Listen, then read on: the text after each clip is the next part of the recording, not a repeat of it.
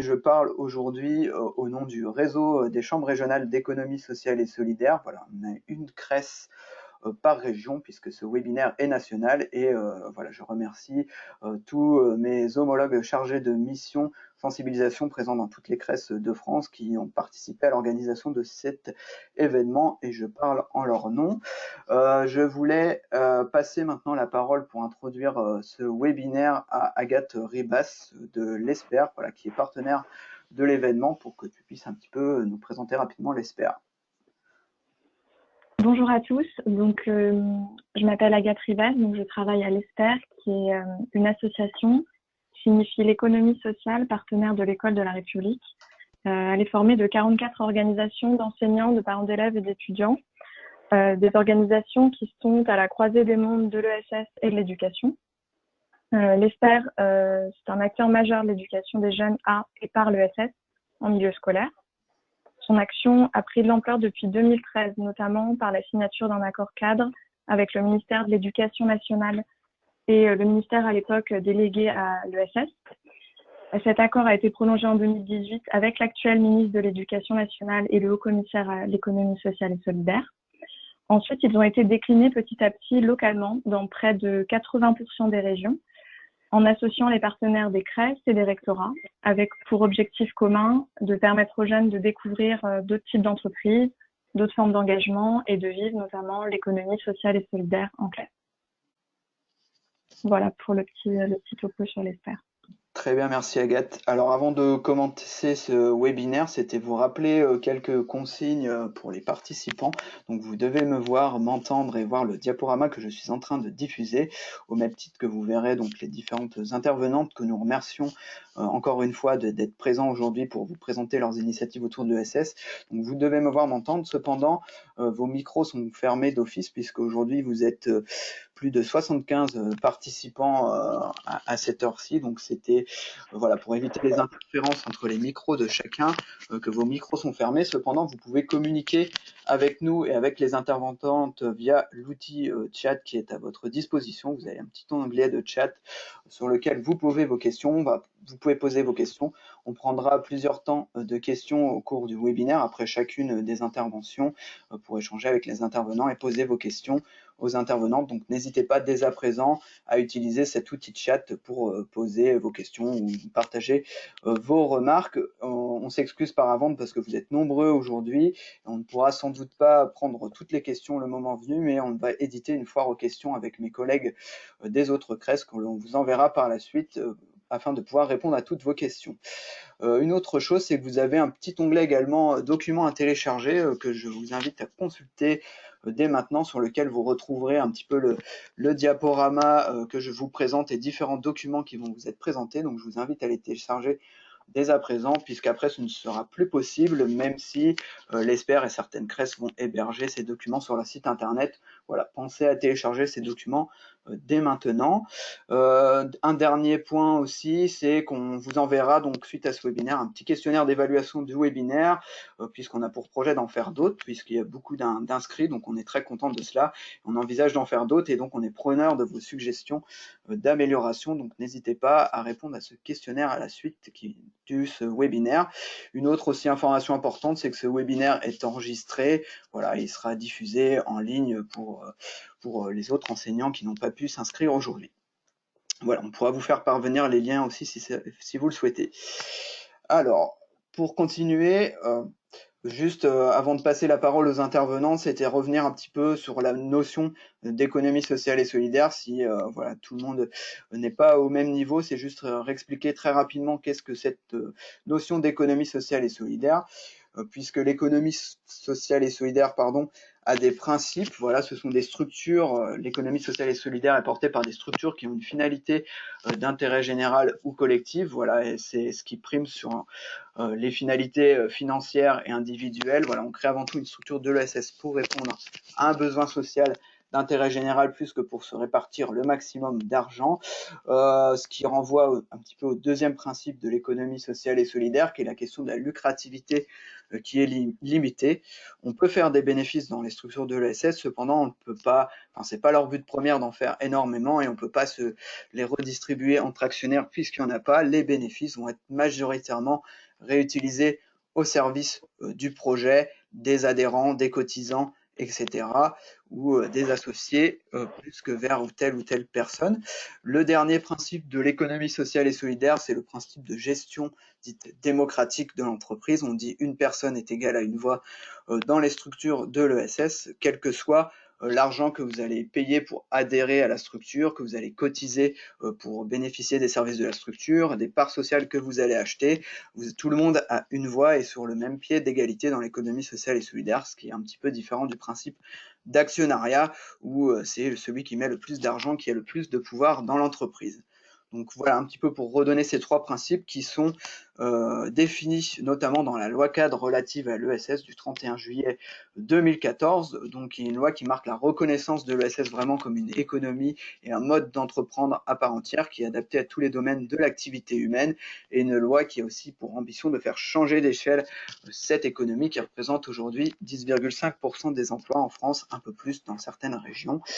Voilà, et enfin, l'ESS, c'est vous dire aussi que c'est avant tout donc des entreprises qui appliquent ces principes, dans lesquels on retrouve toutes les associations, toutes les coopératives, toutes les mutuelles, toutes les fondations qui appartiennent à ce champ de ce qu'on appelle économie sociale et solidaire, puisque dans leur statut, elles appliquent d'office les trois principes que je vous ai énoncés. Et la nouveauté de la loi, c'est que des sociétés commerciales, voilà, qui ne sont pas structurées sous ces statuts-là, peuvent aussi maintenant être reconnues d'économie sociale et solidaire si elles en appliquent les principes et les inscrivent bien sûr dans leur statut. Donc voilà un petit peu pour redéfinir le cadre de l'économie sociale et solidaire avant de passer la parole à nos différentes intervenantes. Juste une dernière slide pour finir cette introduction, pour vous montrer un petit peu la diversité de comment on peut contribuer, comment on peut participer à l'économie sociale et solidaire, et vous montrer aussi la diversité des secteurs d'activité et des entreprises touchées par cette terminologie économie sociale et solidaire. Voilà, donc on peut faire de l'économie sociale et solidaire lorsqu'on fait appel à une aide à domicile qui peut être proposée par une association. On peut consommer économie sociale et solidaire si on achète du mobilier dans une ressourcerie, voilà, qui sont des associations qui vont retaper des meubles et des objets pour les remettre en vente dans un but de les recycler et de les revendre à des coûts peu chers et accessibles à tous. Si vous faites livrer votre panier de légumes sous une AMAP, c'est aussi une association qui propose ce service-là. Vous pouvez également adhérer, être client sociétaire d'une banque qui est structurée sous forme coopérative. Vous pouvez choisir votre complémentaire de santé auprès d'une mutuelle, voilà, puisque je crois que 60% des Français voilà, cotisent à une mutuelle et par ce biais-là contribuent à l'économie sociale et solidaire. Au même titre que pour vos assurances d'habitation et de logement, vous pouvez aussi faire appel à une mutuelle. Enfin voilà, il y a encore plein d'autres possibilités. Si vous avez des activités culturelles et sportives dans des associations, vous faites de l'économie sociale et solidaire. Voilà, je ne vais pas énumérer encore les nombreux exemples, je vous laisserai voir la diapo puisqu'elle est téléchargeable également, mais pour vous montrer un petit peu la diversité des secteurs d'activité de l'ESS. Donc voilà sur cette brève introduction. Voilà, puisque ce n'est pas l'objet du webinaire. L'objet du webinaire, c'est avant tout de laisser la parole à des enseignants qui ont mis en place des projets autour de l'économie sociale et solidaire au sein de leur établissement. Donc à ce titre, je vais passer la parole à Madame Gatinois de la région Grand Est, qui est dans un établissement scolaire de la région Grand Est, dans les Ardennes, qui a mis en œuvre une journée sur la thématique de l'ESS auprès de ses élèves. Donc Madame Gatinois, je vais vous laisser ouvrir votre micro et votre webcam pour que vous puissiez nous présenter votre initiative. Oui, alors voilà, oui. Bonjour à tous. Je suis contente de une fois de plus, en ces temps de confinement, parler à mon ordinateur, mais bon, je sais que derrière, voilà, il y a des vraies personnes et que c'est quand même un outil sympa pour pouvoir continuer à parler de nos projets et puis communiquer, partager nos expériences. Donc moi, je suis enseignante dans un lycée polyvalent dans les Ardennes. Donc c'est au nord, près de nos amis les Belges. Je suis dans ce lycée depuis une dizaine d'années à peu près, et j'y enseigne l'histoire, la géographie et l'éducation morale et civique. Voilà, et depuis 3 ans, dans notre lycée, moi et d'autres enseignants, on a monté un projet autour de l'économie sociale et solidaire. Et donc, je vais essayer de vous présenter un peu tout ça aujourd'hui. Il y a quelques liens là qui apparaissent devant vous qui vous permettent de mieux voir, comprendre voilà, le projet. Notamment, il y a la vidéo qui a été réalisée sur la journée de l'ESS. Donc là, voilà, on a la chance d'avoir un prof qui est vidéaste presque pro et qui donc a fait une vidéo qui vous donne un bon aperçu de comment ça s'organise, le rôle de chacun dans cette journée de l'ESS. Je veux simplement revenir sur cette politique, mais j'ai découvert l'ESS par hasard. Voilà, c'est pas à la base un engagement personnel hein, dans l'économie sociale et solidaire. Je suis allée à un stage avec une prof qui est une copine. Je suis allée voilà, sans savoir exactement ce que j'allais y faire. Et puis, finalement, au fur et à mesure de ce stage, je me suis dit que ce thème m'intéressait beaucoup, que j'y voyais beaucoup de liens avec mes cours, parce qu'il y a des liens avec le développement durable, donc la géographie. Il y a aussi beaucoup de liens, évidemment, par toutes les valeurs que vous avez énoncées, M. Révélé juste avant. Il y a plein de valeurs liées, des valeurs républicaines, en fait. Donc, pour l'EMC, c'était intéressant. J'ai tout de suite compris aussi que les CREST, les SPER, etc. mettaient à disposition énormément de ressources pédagogiques pour qu'on travaille dessus. Donc ça, c'est quand même hein, on a tellement de choses à faire et monter des projets, c'est pas facile. Donc c'est bien d'avoir des ressources. Et puis aussi, il y a un aspect intéressant, c'est que c'est hyper transdisciplinaire. C'est-à-dire que vous pouvez, si vous avez envie de faire des projets transdisciplinaires, c'est vraiment un bon thème, quoi. Si je peux faire la pub dans ce sens-là. Donc voilà, ma motivation, c'était ça. C'était plutôt monter un projet qui aboutit à une journée de l'ESS. Je vous expliquerai un petit peu en détail cette journée après. C'était aussi beaucoup axé le travail de mes élèves sur la citoyenneté, sur l'engagement citoyen. Et puis, je le dis maintenant parce qu'après, j'aurai peut-être plus le temps. Dans nos missions, on est censé faire de nos élèves voilà, on va faire de la formation à la citoyenneté en tant qu'enseignant, de toute matière d'ailleurs. Hein. Et si on veut en faire des citoyens éclairés, il faut leur montrer, faut leur montrer qu'il existe des modèles de société alternatives, qu'on peut faire autrement, que ce qui domine notre société n'est pas, il ne s'agit pas de critiquer complètement tout ça, mais voilà, il faut qu'ils fassent leur choix. Et s'ils veulent avoir un choix, il faut qu'ils connaissent le champ des possibles. Voilà, c'était un peu l'idée de ce projet. Pour revenir sur la journée en elle-même, donc cette journée, que vous pouvez voir dans la vidéo, elle s'organise dans le cadre d'un projet. Donc vous pouvez, voilà, on peut mettre le programme de la journée, c'est bien. Donc la journée en elle-même, elle s'organise, pour essayer d'être concrète, hein, elle s'organise en deux temps. Le matin, pendant 2 heures, il y a 4 classes qui circulent au sein de ce qui est proposé dans la journée, c'est-à-dire qu'il y a un forum avec des acteurs de l'ESS. Vous avez des photos aussi après où vous voyez ce forum. Il y a des ateliers jeux auxquels participent les élèves, ateliers débat, jeux, etc. Hein, donc vous avez aussi une petite photo, on voit un atelier. Il y a les travaux des élèves qu'ils ont réalisés au cours de l'année. Donc il y a des expositions faites par les élèves, il y a des expositions traitées par la CREST. Il y a une année, on a fait aussi des docu-débats pour des terminales. Donc, en fait, on passait un film qui raconte l'histoire d'une SCOP, en fait. Et puis après, il y avait un petit débat sur le sujet. En fait, c'est libre, c'est comme on a envie. Voilà, ça c'est pour la composition de notre journée. On a des intervenants qui sont... Alors, les classes divisées, peut-être quand même. Donc, on touche environ, je ne sais pas, entre 8 et 10 classes. Dans ces élèves, il y a des élèves qui ont déjà bossé sur l'ESS, qui ont même aidé à organiser, à préparer la journée. Il y a d'autres qui sont en mode découverte, hein, d'autres élèves. Les classes divisées, c'était plutôt des secondes, des premières dans les filières avant économiques, des filières ES. Maintenant, on ne sait plus, mais bon.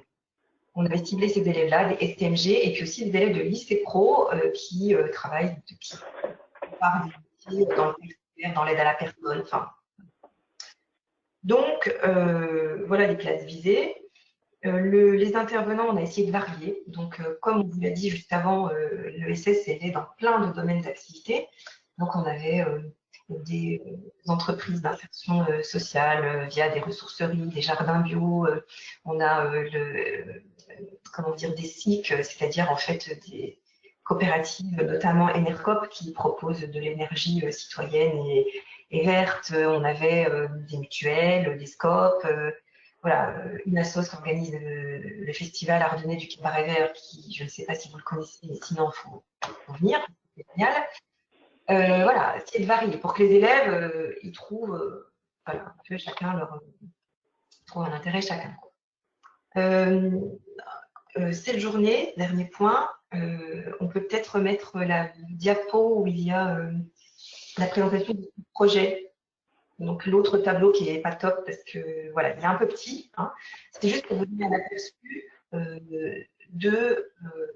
du fait que cette journée, elle est elle s'insère dans un projet pédagogique transdisciplinaire, comment vous dire, assez vaste au lycée. Donc il y a en fait des enseignants qui s'y sont accrochés, qui sont des enseignants de lycée pro, de filières technologiques, de lycée général. Il y a des voilà, il y a des enseignants de gestion administration, d'éco-droit, de SES, voilà, il y a des documentalistes, il y a voilà, tous ceux qui voulaient apporter leur petite pierre à l'édifice pouvaient participer à ce projet en faisant comment dire, une action plus ou moins importante, des petites choses, des choses plus importantes. Et donc, ça a touché pas mal de classes dans le lycée. Et surtout, ce qui est bien, c'est que ça les a fait collaborer aussi entre filières professionnelles et générales. Il y a beaucoup d'a priori entre les élèves et là, au moins, ils ont fait des choses ensemble.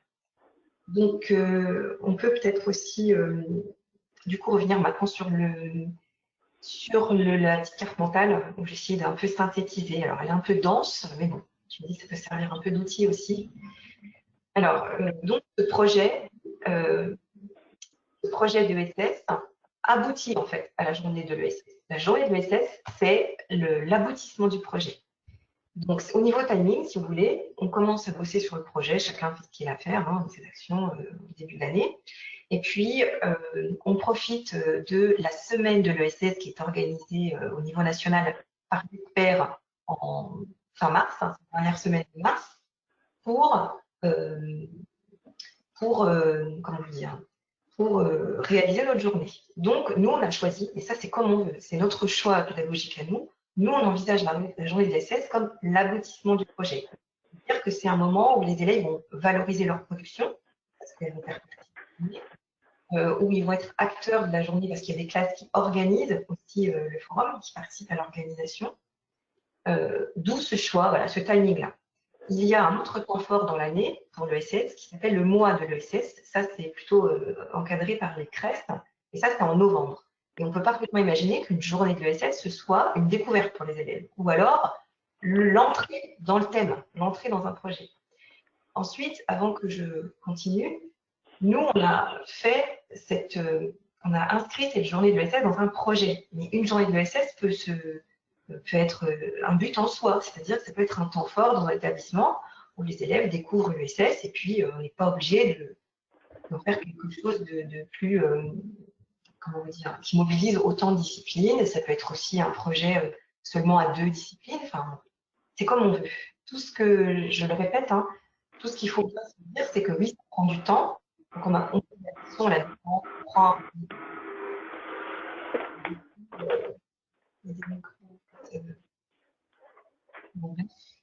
j'espère que vous m'entendez toujours bien. Donc, quel que soit ce que l'on fait, ou bien quelque chose d'assez ambitieux, ou une journée, ou, voilà, vous avez quand même beaucoup de ressources de la part de l'ESPER et de la CRES. Il y a beaucoup de ressources humaines pour vous aider, de ressources pédagogiques, etc. Vraiment, j'insiste, moi j'ai été bien soutenue dans ce projet. Alors, pour revenir sur ce petit, je ne sais pas combien de temps j'ai encore pour parler, je n'ai pas regardé. Jean-Baptiste, vous pouvez me dire hein, si, voilà. 5 minutes. Il vous reste 6 minutes. Ouais.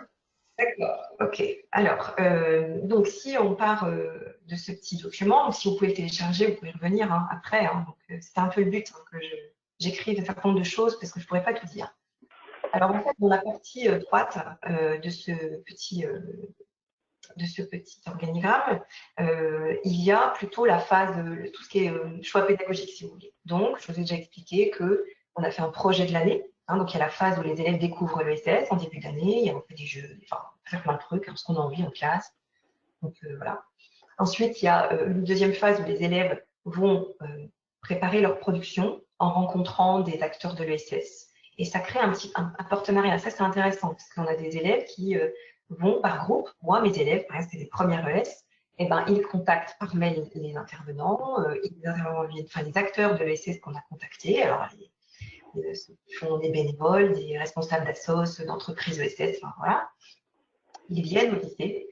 En général, c'est des gens qui veulent partager ce qu'ils font, donc le contact avec les élèves, il est super, quoi, il est vraiment bien.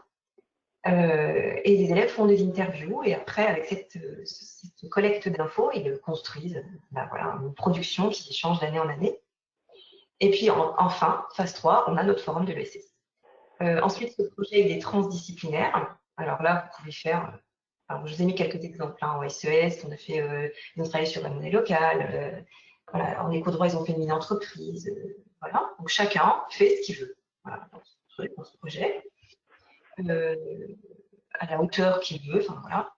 Ensuite, on est dans la logique, pour ma part, avec mes élèves d'une pédagogie de projet, parce que voilà, ils ont tout le travail qu'ils font, c'est en collaboratif. Voilà. Donc, en EMC, ils travaillent en groupe, les groupes collaborent entre eux, coopèrent. Tout est, voilà, c'est plutôt horizontal comme fonctionnement. Quoi. Moi, je suis la personne ressource, je ne suis pas celle qui dit, qui choisit, voilà. Et ça me paraît intéressant parce que les valeurs de l'ESS, c'est la coopération. Et pour les élèves, que le fond et la forme soient cohérents dans le message, voilà, c'est plutôt bien. Les travails de groupe, c'est pas toujours facile, mais bon, voilà, on leur dit que oui, c'est pas facile, mais il y a du potentiel à travailler en équipe. Ensuite, l'objectif, c'est développer l'autonomie. Voilà, ils font leurs interviews tout seuls. C'est eux qui réalisent, par exemple, c'est mes élèves qui réalisent le quiz pour les autres élèves qui font la journée de l'ESS, il y a une diapo hein, sur le quiz. Et puis, ils ont aussi co-animé des ateliers jeux. Enfin, voilà, il y a une espèce de volonté absolue qu'ils soient plus autonomes. Et puis aussi, l'idée, c'était aussi voilà, ça c'est le quiz qu'on avait fait, qu'ils partagent leur production à la fin. Donc là, vous avez des exemples de production. Donc voilà, ça c'était en 2018, je crois. Ils avaient fait une expo sur les acteurs de l'ESS avec le thème engagement citoyen. L'année dernière, c'était un magazine, Mad Max, qui permet de collaborer. Voilà, donc magazine. Et puis, cette année, ils ont fait des infographies, mais cette année, le projet a avorté puisque la semaine de l'ESS, oui, la semaine de l'ESS, en fait, c'était la semaine d'après le confinement. Donc, on était prêts, mais on n'a pas fait cette journée de l'ESS. Ensuite, de l'autre côté, en fait, de la carte mentale, c'est plutôt le côté pratique. Parce que ça, c'est des questions qu'on se pose. Donc, j'ai essayé d'être, comment dire, oui, pratico-pratique. Et de vous parler plutôt d'outils et de ressources. Donc, on a des outils pédagogiques. Hein, par exemple, MadMax, si vous avez déjà bossé avec, si vous avez ça dans votre lycée ou collège, sur le NT, on crée un magazine et tous les profs ou les élèves, ils vont y mettre leur article et à la fin, on construit un magazine vraiment en commun. On peut faire aussi des padlets ou utiliser des espaces partagés de l'ENT pour communiquer aussi entre profs. Hein, ensuite, les ressources, il y a des ressources humaines importantes. Je vous l'ai dit, hein, les CRET, les SPER, les ambassadeurs de l'ESS. Et dans vos établissements, il faut aussi parfois mobiliser des gens parce qu'on a besoin de ressources. Voilà, il faut que l'intendance vous suive pour organiser la journée. Il faut que les agents vous aident à déplacer des tables, des grilles d'expo. Enfin, voilà, il faut du coup un peu anticiper tout ça. En logistique, c'est... Bon, voilà, il faut le faire une fois. Après, c'est un projet qu'il ne faut pas faire une année. Il faut le faire plusieurs années pour quand même amortir le truc. Hein. Il y a des ressources pédagogiques, il y en a plein en ligne. J'ai mis quelques liens. Et aussi, comment financer cette journée? Alors là, le premier point, ça ne coûte pas grand-chose parce que tous les intervenants, par exemple, le font gracieusement. Donc, les interventions gratuites, en fait, la journée de l'ESS en soi, ça ne coûte pas grand-chose. Après, le budget qui est peut-être à prévoir, c'est un budget pour qu'on puisse, moi je l'ai fait comme ça, qu'on puisse vraiment faire fabriquer les productions d'élèves. Par exemple, nos magazines Mad Max, on l'a vraiment imprimé sur du vrai papier glacé et c'est valorisant pour les sortir un truc voilà, que les intervenants qui ont bossé avant peuvent voir et dire ouais, c'est bien fait. Les expos, on les avait aussi imprimés en grand format, un peu comme une expo, avec sur des pages, avec œillets. Enfin, ils ont beaucoup bossé, quoi. Donc je pense que pour sortir un truc voilà, qui est chouette, pour eux c'est bien, quoi. Donc c'est surtout ça en fait qui a coûté dans le projet. Et ceux qui travaillent en lycée, aujourd'hui, on a enfin, en tout cas dans la région Grand Est, on peut budgéter ce genre de projet avec l'AVL, c'est l'animation de la vie lycéenne. Il faut en fait présenter son projet à la région qui, si ça colle, si ça leur plaît, enfin, voilà, finance le projet. Donc, moi, ça avait été financé entièrement comme ça, même les sorties. S'il y avait eu des sorties faites dans le projet avant, j'ai mis tout ensemble et ça a été financé. Et puis, la question qui fâche, c'est que vous devez tous vous demander, bah oui, c'est bien beau, mais on a des programmes qu'on n'arrive pas à finir déjà quand on ne fait pas de projet. On est débordé. Enfin, voilà, ça prend du temps. Alors, juste pour finir, faut essayer de concilier tout. Alors déjà, premièrement, un projet comme ça, c'est vraiment ça colle avec les nouvelles exigences des réformes là, qu'on a vécu ou subi, ça dépend. Dans les collèges, les lycées, on nous dit de faire du travail d'équipe, de développer la collaboration entre élèves, de faire des projets de l'année. Alors, j'ai remis quelques idées. Hein. Il y a des chefs-d'œuvre au lycée pro, les EPI au collège. Donc, ça colle quand même avec une demande. Après, dans nos programmes, il faut faire des choix. Voilà. Moi, pour ma part, j'ai fait ça dans le programme de d'EMC. Donc, j'ai mis toutes les heures de MC de l'année pour ce projet. Voilà. Donc, il y a 2 thèmes, j'en ai fait qu'un. Mais je pense que les élèves, ils ont appris énormément de choses sur les valeurs de la République, la citoyenneté, qu'ils s'en souviendront et que des fois, il ne faut pas tout faire, mais le faire bien. Voilà. Après, pour passer l'examen, c'est plus dur. En fait, pour finir, pour conclure, je pense que, voilà, comment vous dire ça, faut savoir se lancer. Faut faire étape par étape. Moi, la première année, j'ai trop fait. C'est-à-dire que je me suis lancée un truc trop important et c'est dur. On peut y aller au fur et à mesure. C'est un projet qu'on construit pour plusieurs années. Donc, la première année, c'est plus dur. Après, ça va mieux. Et puis, moi, personnellement, voilà, j'ai gagné une ouverture d'esprit. J'ai rencontré des gens. J'ai un peu poussé les murs du lycée pour moi et les élèves. Et ça fait du bien, quoi. Ça fait une respiration. Et puis professionnellement aussi, ça m'a obligée à utiliser de nouveaux outils, à faire travailler les élèves autrement. Donc il y a de l'investissement à mettre, mais il y a aussi beaucoup de choses à récolter, si vous voulez. Très bien, merci. On va peut-être passer aux questions. Je ne sais pas si Natacha, Stéphanie, il y a des questions qui sont remontées via le chat.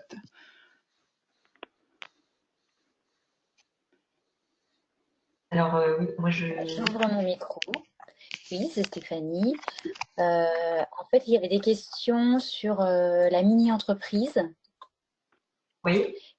Donc, je pense que ça, on en reparlera, je pense, avec le témoignage suivant, sauf si tu as quelques informations à apporter. Et Ouais, puis, il y a des questions sur le magazine aussi. D'accord. Alors, pour la mini-entreprise, je ne peux pas trop répondre parce que c'est pas moi qui ai fait ça. C'était une collègue à moi qui avec ses élèves qui étaient des élèves de commerce-vente.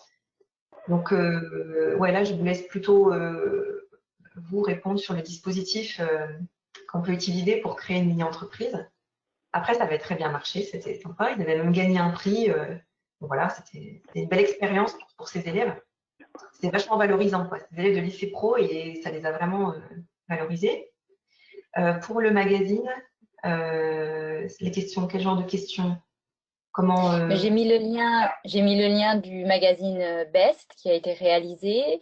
Mais est-ce que le logiciel est un logiciel gratuit, la Mad Max, ou Alors en fait, le est-ce logiciel, que c'est un outil c'est un assez bon outil. C'est un outil qui est simple d'utilisation. C'est un outil qui est payant, mais qui a comment vous dire, vous savez qu'il y a une partie, certaines fonctionnalités qui sont gratuites. Donc, on peut y accéder dans la version gratuite. Ou bien, nous, pour prendre notre exemple, nous, on l'utilisait pour le projet ESS et il y a aussi d'autres collègues qui l'avaient déjà utilisé pour d'autres choses. Et du coup, au lycée, on a acheté en fait le logiciel.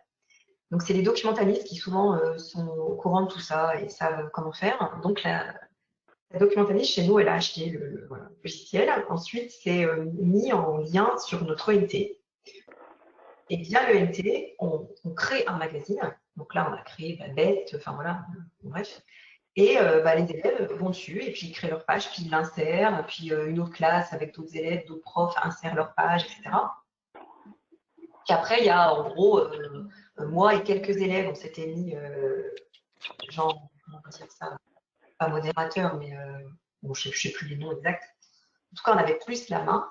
Et moi et quelques élèves, que j'avais mis rédacteur en chef, voilà, c'est ça, et ben on a juste ordonné, quoi, remis la page dans l'ordre, enfin voilà.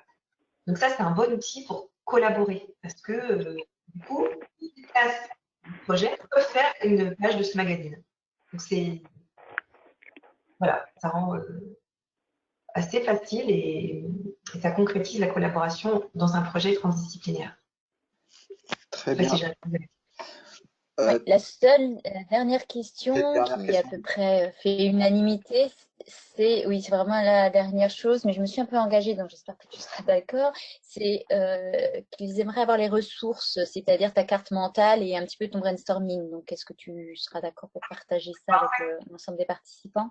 Pas de problème. En fait, la carte mentale, je l'ai faite, ouais, voilà, j'ai faite hier. Je l'ai faite, voilà, en essayant de synthétiser le projet dans ce qui est pédagogique et puis ce qui est pratique. Donc oui, pas de souci. Moi, je veux bien donner toutes les ressources qu'on veut.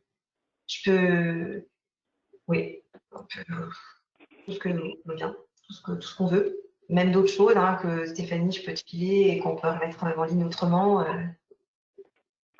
de souci. Ok. Et puis la dernière question, c'est comment la Crest est-elle impliquée dans ce projet? La crête, c'est toi. Donc, non, la crête, alors en fait on peut pas mener un projet comme ça. Bon, nous, c'était un truc un peu vaste, hein, mais même une journée de ESS, voilà, tout seul. Je dis ça, c'est illusoire, hein, c'est pas possible. Donc, il faut avoir une dynamique d'équipe dans l'établissement. Il faut aussi avoir de l'aide. Et l'aide, elle vient voilà, comment dire, elle vient de la CREF ou elle vient d'Esper. Et comment que fait la CREF? Donc, la CREF, par les chargés de mission, voilà, donc Stéphanie Chenel m'a donné les contacts avec les structures ESS. Ils ont créé un réseau d'ambassadeurs, c'est-à-dire de gens qui font de l'ESS et qui veulent bien venir partager leur expérience dans des classes. Donc, en gros, il faut que, enfin, la CREF, déjà, elle met en contact. Elle donne les contacts. Elle donne le réseau, quoi, si vous voulez. Ensuite, la CREST, Stéphanie, par exemple, vient faire animer des ateliers, préparer les élèves à co-animer des jeux lors de la journée. Donc, il y a aussi un travail d'intervention, d'animation, voilà, avec les élèves. Tout ça gracieusement. Donc, c'est quand même bien. Et puis, c'est un conseil, quoi. C'est-à-dire que quand on n'est pas sûr d'un truc, on peut toujours poser la question, demander un conseil. C'est aussi un moyen de partager les expériences des autres établissements, qui bossent avec d'autres établissements, et on voit comment ils font ailleurs. Donc voilà, je sais pas, tu peux compléter, Stéphanie, j'ai pas Très tout bien. dit, mais Je pense que on Tu a as été parfaite, je crois. ouais, c'est assez clair et on a prévu d'en reparler un petit peu à la fin du coup. Mais c'est super déjà d'avoir commencé à parler de cette question-là. Bah, merci à vous, Madame Gatinois, pour ce premier témoignage. On va passer du coup au deuxième témoignage de Madame Bonjour, donc cette fois-ci qui est en région Auvergne-Rhône-Alpes, et là qui va témoigner plutôt sur la question de créer une entreprise sociale et solidaire en classe, donc qui fait complètement le lien avec les questions qui étaient posées un petit peu sur ce sujet-là. Voilà, j'espère que le témoignage de Madame Bonjour pourra vous éclairer un petit peu là-dessus. Donc Madame Bonjour, je vous invite également à ouvrir votre micro et votre webcam et à prendre la Voilà, je crois que c'est fait. très bien. Bonjour à tous. Eh ben bonjour, j'avais décidé de commencer en vous disant que le projet que j'avais à présenter était très différent du précédent, en particulier parce que c'est un projet de collège et qu'en collège, on n'étudie pas l'économie. Et je me rends compte en écoutant la collègue qu'il y a beaucoup de points communs entre nos projets, même si la finalité n'est pas la même. Alors, le nôtre de projet, il s'inscrit évidemment dans un contexte spécifique, d'un collège bien particulier, 900 élèves, 36 classes, une révision récente de la carte scolaire qui fait qu'on a un public de REC+, sans les moyens. Donc, tout ça avait préparé quand même, avant janvier 2018, une réflexion de plusieurs collègues sur la nécessité de mener un projet collectif qui change un peu l'atmosphère de l'établissement.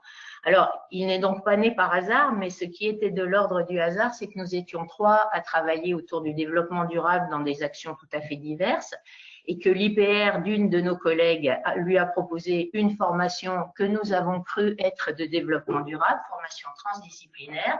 Nous nous sommes donc inscrites, la collègue du physique, une collègue d'anglais et moi en français, pour une formation qui se trouve avoir été proposée par l'ESPER et qui nous a donné l'occasion non pas de faire une formation développement durable telle que nous l'attendions, mais de découvrir la réalité de l'économie sociale et solidaire. Alors, je dis découvrir la réalité parce que je crois qu'on avait tous des images, la MGEN, la Maïf, mais en tout cas, nous ne savions pas du tout en quoi consistait exactement l'économie sociale et solidaire.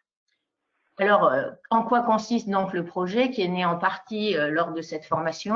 On venait de visiter avec le Club Développement Durable une association qui s'appelle l'Accorderie dans notre ville à Ambérieu. C'est une association qui pratique le troc de services et l'idée nous était venue d'organiser à l'échelle de l'établissement un échange de services scolaires entre pairs. En gros, j'ai besoin d'une aide pour un exercice de maths, un élève me l'apporte et à mon tour, je vais aider un autre élève. Ce que l'ESPER nous a apporté et ce que la formation nous a permis d'ajouter à ce volet, c'est un prolongement économique.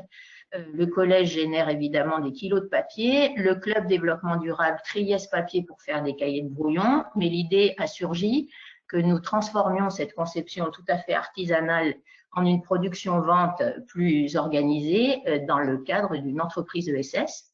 Et donc, à l'entraide scolaire s'ajouterait le chaînon manquant entre les deux activités, à savoir j'ai reçu une aide scolaire, mais je ne me sens pas capable de la restituer sous une forme scolaire. Je vais donc trier du papier pour que l'entreprise puisse fonctionner. Et c'est ainsi qu'on a 2 activités qui s'articulent dans un projet à la fois citoyen et d'économie durable. Donc là, j'ai oublié de dire à Jean-Baptiste qu'on était à la diapo 2, mais bon, c'est pas grave, on va passer directement à la 3. Du coup, l'idée progresse, l'entraide entre pairs doit se mettre en place. C'est quand même pas une évidence pour les élèves et nous avons donc imaginé qu'elle soit impulsée par une classe qui, dans le cadre des cours, travaillerait de façon collaborative et coopérative. Et c'est là que je rejoins tout à fait ce que disait Amélie tout à l'heure. Nous étions déjà 3, donc anglais, physique, français, à avoir envie de travailler de cette façon avec les élèves. Une collègue de mathématiques s'est jointe à nous, qui avait l'habitude de procéder comme ça dans ses classes. Et puis, nous avons convaincu une collègue de techno d'organiser ces cours sous la forme d'une entreprise avec des pôles, un pôle production, secrétariat, gestion, marketing. Et il est alors devenu évident que cette classe que nous avions envie de construire devait être une classe de 3e, d'abord parce que je suis professeur principal de 3e depuis des années, mais surtout parce que c'est une classe d'orientation et que dans le cadre du nouveau brevet, une épreuve orale est proposée sur 100 points où on peut présenter ce qu'on appelle le parcours citoyen ou ce qu'on appelle le parcours à venir. Et donc, le projet s'intégrait parfaitement dans le parcours citoyen, avec le travail d'entraide. Et dans le parcours à venir, où les élèves allaient pouvoir découvrir le fonctionnement d'une entreprise sociale et solidaire qui pourrait comparer avec le stage obligatoire qu'ils font dans une entreprise, qu'ils observent. Donc, ça, c'est une pratique qui est, je ne sais pas si c'est nécessaire dans tous les établissements, mais en tout cas au collège, c'est le cas dans toutes les classes. Donc, il nous fallait convaincre l'administration de nous soutenir dans ce projet. Ça a été fait. On a déposé auprès du conseil départemental de l'Ain des demandes de subventions. Alors ça, c'est pareil, je ne sais pas du tout si ça se passe partout de la même manière. Dans l'un, on peut déposer des projets dans le cadre de valeurs de la République et du développement durable. Ça nous a permis de partir avec un petit pécule pour acheter, par exemple, des massicots plus performants que ceux que le collège avait, et puis pour investir dans diverses petites choses dont nous avions besoin pour lancer le projet. Et nous avons présenté le projet aux élèves des classes de 4e dans l'idée de constituer un petit noyau d'élèves volontaires autour duquel nous pourrions associer dans une véritable hétérogénéité des élèves de toutes sortes, y compris et peut-être surtout des élèves en grande difficulté, voire en rejet de l'école, parce que je crois qu'on avait toutes envie que le projet soit un projet de cette nature, qui fédère des élèves très différents. Alors, sur la première année, je crois qu'on peut vraiment parler de succès.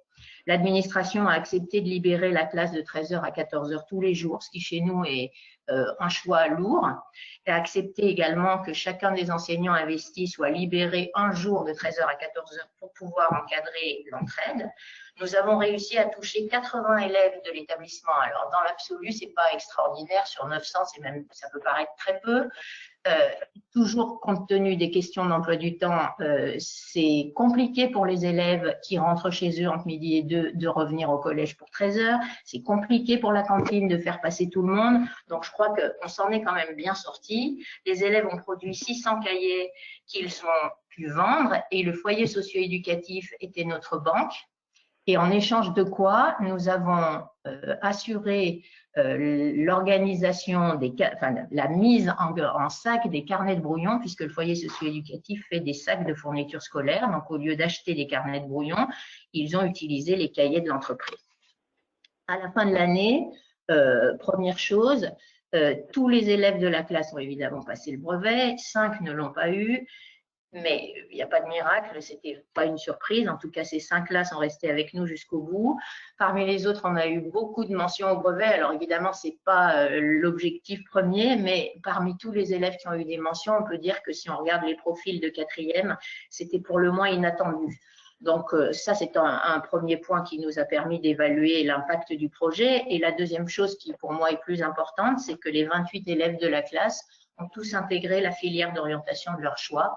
Donc, je crois que ça, c'est vraiment un point qui nous a conduit à prolonger l'expérience et même à l'amplifier, puisque cette année, donc c'est la diapo suivante, je crois, cette année, nous avons 2 classes sur le même principe d'hétérogénéité, une classe de 3e qui était censée fonctionner un peu sur le modèle de l'année précédente, et nous avons voulu ajouter une classe de 6e, l'idée étant qu'à terme, chaque niveau de classe du collège et sa classe économie sociale et solidaire, avec toujours des élèves différents pour que les valeurs que nous contribuons, j'espère, à partager avec les élèves soient justement partagées par le plus grand nombre. Alors, ce que le projet de l'année dernière avait clairement montré, c'est que la classe, dans son fonctionnement aussi bien d'entreprise que dans l'entraide, fédère vraiment les élèves entre eux. Des élèves qui, dans une autre classe, se seraient simplement côtoyés sans vraiment se connaître, là, peuvent vraiment travailler ensemble.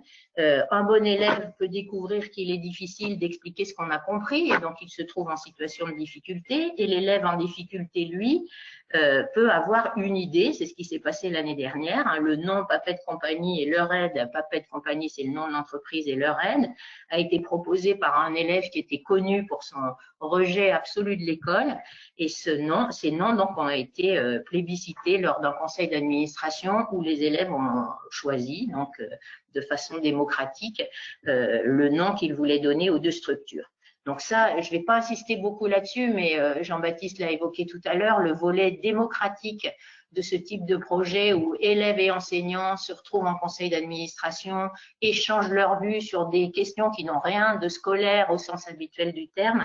Je crois que c'est vraiment quelque chose de très important dans ce type de projet et ça permet une reconnaissance mutuelle, ça génère une forme de respect qui fait souvent défaut, je crois, dans nos classes et qui gêne la progression de nos élèves. Alors, donc, on s'est retrouvé en juin dernier avec une 6e à constituer. Le principe ne pouvait évidemment pas être le même. Hein. Nos élèves arrivent de 9 CM2 différents, de plusieurs écoles aussi, chaque école ayant ses publics différents. Donc, on a eu quand même du mal à constituer cette classe.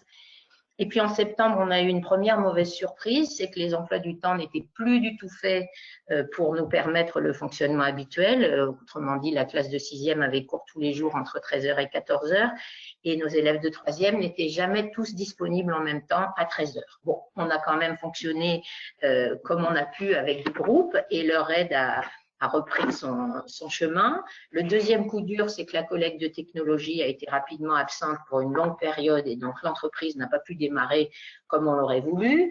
Mais la bonne nouvelle en revanche, c'est qu'on a pu vraiment nouer avec le Secours populaire d'Ambérieu, qui est une structure vraiment très importante localement, on a pu nouer un partenariat qui se révèle vraiment tout à fait fructueux.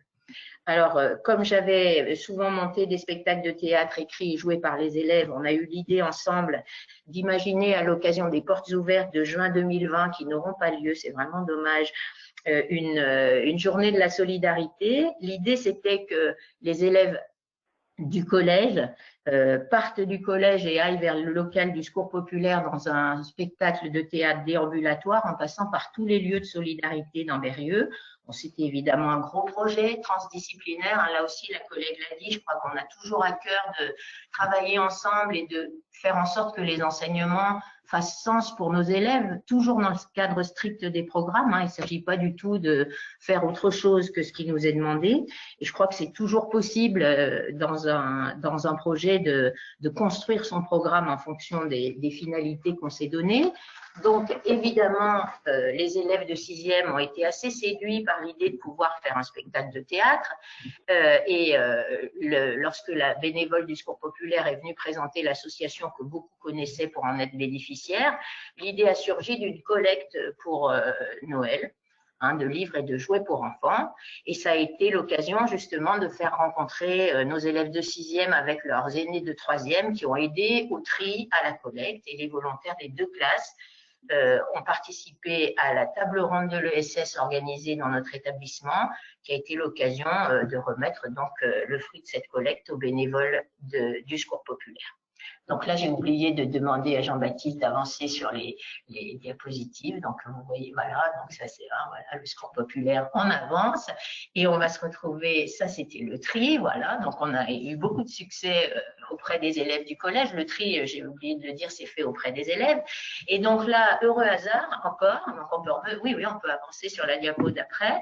Quand les bénévoles du Secours populaire, à l'occasion de la table ronde, ont vu l'implication de nos élèves, puisqu'ils ont vu des petits 6e qui étaient venus donner la collecte, des 3e de cette année et même des 3e de l'année dernière qui étaient revenus, les bénévoles nous ont proposé de participer au festival Pop Tour du Secours populaire qui réunit chaque année les bénévoles dans une ville de toute la France. Et cette année, la thématique, c'était la collecte d'argent. Donc ça nous a semblé vraiment intéressant parce qu'on avait bien conscience qu'avec les errances de l'entreprise, le côté économique avait un peu disparu de notre projet. Donc là, la thématique étant la collecte, on a pu se poser la question, pourquoi une association a-t-elle besoin d'argent? Que peut-elle en faire? Sous quelle forme peut-elle le récupérer? Et donc, toutes ces questions ont été abordées le matin. Donc, c'était un samedi matin, on s'est levé très tôt pour partir à 6 h à Saint-Étienne. Le matin, les 8 élèves qui ont fini par accepter de se lever tôt et puis qui l'ont fait tout à fait volontiers, mais bon, sur les 28, il en manquait quand même 20. Les 8 élèves ont découvert à la fois le principe de la collecte et puis les questions relatives à la communication. Elles ont réalisé des affiches, hein, que vous voyez en photo, et elles ont arpenté les rues de Saint-Étienne avec comme objectif donc de collecter des fonds, des promesses de dons, du soutien. Et il se trouve, hein, vous avez le petit encadré du Secours populaire, que l'équipe des élèves a même gagné le petit concours qui avait été fait. Donc tout ça les a amenés à entrer en contact avec des passants, avec des commerçants. Donc ça a été vraiment un temps fort pour nos élèves et on espérait bien qu'elles puissent présenter ça au brevet, mais il n'y aura pas de brevet. Ces élèves, c'est 8, donc je crois qu'avant l'expérience, rien ne les rapprochait vraiment. Et on s'est aperçu dès le lundi des retombées scolaires de l'expérience, puisque dès le lundi, je dirais que l'entraide entre elles coulait de source. Il en va de même pour les 6e. Hein. Je crois que le confinement nous a montré que si on pressentait quand même une situation difficile chez bon nombre de nos élèves, on ne la mesurait pas nécessairement. Dans la classe de 28, on a 12 élèves qui n'ont aucun accès à un ordinateur ou à un smartphone. Et on s'aperçoit justement que le projet, non seulement ouvre nos élèves sur, je dirais, la ville, le monde, mais permet aussi de créer entre l'école et les familles en difficulté un lien d'une autre nature, en tout cas un lien qu'on n'avait pas nécessairement avant. Bon, là, on a pu essayer d'établir avec les familles une aide un peu plus précise, même si évidemment l'entraide entre élèves n'a pas été possible. Hein, c'est plus entre enseignants et familles qu'elle s'est faite. Et je crois que la confiance est un petit peu plus grande et c'est en tout cas un des objectifs que nous poursuivons. Alors, nous poursuivrons donc l'expérience, ça va sans dire, dans l'avenir, mais l'idée, c'est bien que On évite d'abord qu'une partie du projet repose sur les épaules d'une seule personne. On s'est rendu compte cette année que notre projet avait quand même cet énorme défaut puisque l'entreprise commençait à vivre vraiment au moment du confinement. Bon, deuxième chose, évidemment, les projets à très long terme, il faudra peut-être réfléchir. La journée avec les sixièmes ne pourra pas avoir lieu. Ce qui est sûr, c'est que nous allons continuer avec une sixième et avec une troisième, que nous ne pourrons pas proposer le volontariat aux élèves et justement on va tester avec une classe faite un peu comme d'habitude pour voir si ce type de projet peut fonctionner. Et ce qui est sûr aussi, c'est qu'avec le confinement, on s'est dit que il y a des besoins auxquels on n'avait pas forcément pensé, dont on n'avait pas forcément conscience. Donc, on va demander en cette fin d'année aux élèves des deux classes de préparer des petits manuels à l'usage des futurs élèves et familles du collège sur comment utiliser, par exemple, l'ENT, parce qu'on s'est rendu compte que bon nombre de nos élèves n'y arrivaient pas. Et puis, on se dit qu'on va peut-être essayer de créer un partenariat avec la nouvelle ressourcerie d'Ambérieux pour récupérer du matériel informatique et des téléphones, peut-être établir aussi un partenariat avec le bac professionnel électrotechnique du lycée professionnel de la ville et essayer de réfléchir à une commercialisation de ce matériel si on arrive à le faire revivre.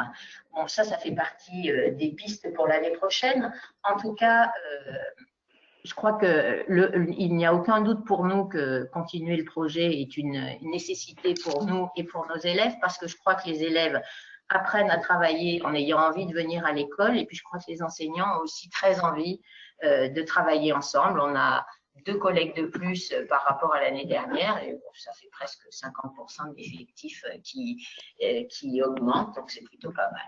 Voilà, alors je ne sais pas du tout si j'ai dit ce que je voulais dire, voilà. Très bien, merci. Alors, est-ce qu'il y a des questions éventuellement? Alors, une précision, une personne souhaiterait savoir si c'est une mini-entreprise avec EPA que vous avez créée. J'ai pas entendu. Oui. Une personne. Si c'est une mini-entreprise.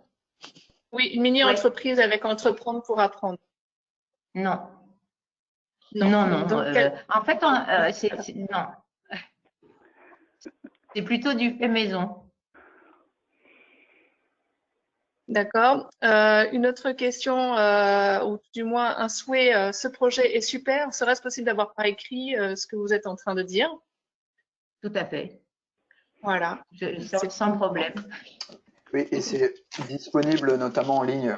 Sur les liens que je vous ai mis, il y a des témoignages qui sont réalisés sur le site Ressources ESS de l'ESPER qui vous sera présenté juste après.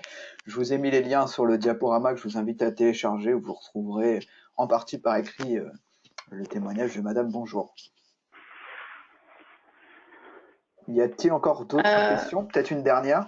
Alors, une personne, alors il y a plusieurs questions qui arrivent. Une personne souhaite avoir plus de détails, plus opérationnels sur l'appui de la CRES par rapport au projet. J'ai entendu la CRES et j'ai pas entendu avant.